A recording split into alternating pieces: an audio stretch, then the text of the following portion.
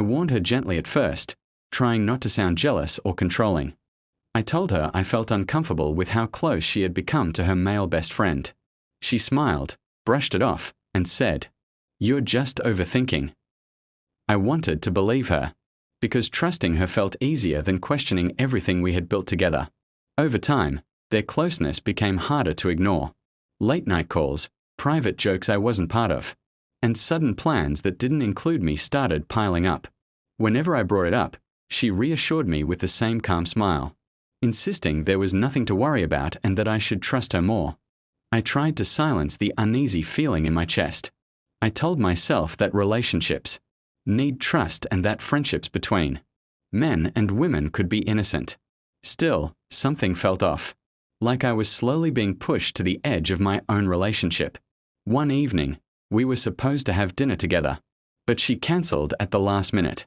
She said her best friend was having a hard time and needed her support. I nodded, pretending to understand, while disappointment settled deep inside me. Days turned into weeks, and I noticed how her phone never left her hand. She laughed at messages she wouldn't explain and stepped out to take calls.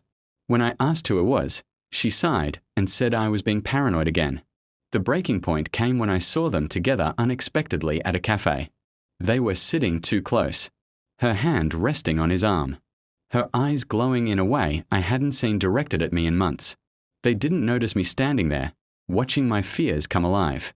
That night, I confronted her calmly, explaining what I had seen and how it made me feel. She didn't deny the closeness anymore. Instead, she said she hadn't planned for things to go this far, but they just happened naturally. Hearing those words hurt more than any lie. I realized that while I had been trying to save our relationship, she had been slowly building another emotional connection right in front of me. She apologized, saying she never meant to hurt me and that she was confused. But confusion didn't erase the nights I spent feeling invisible or the warnings she chose to ignore.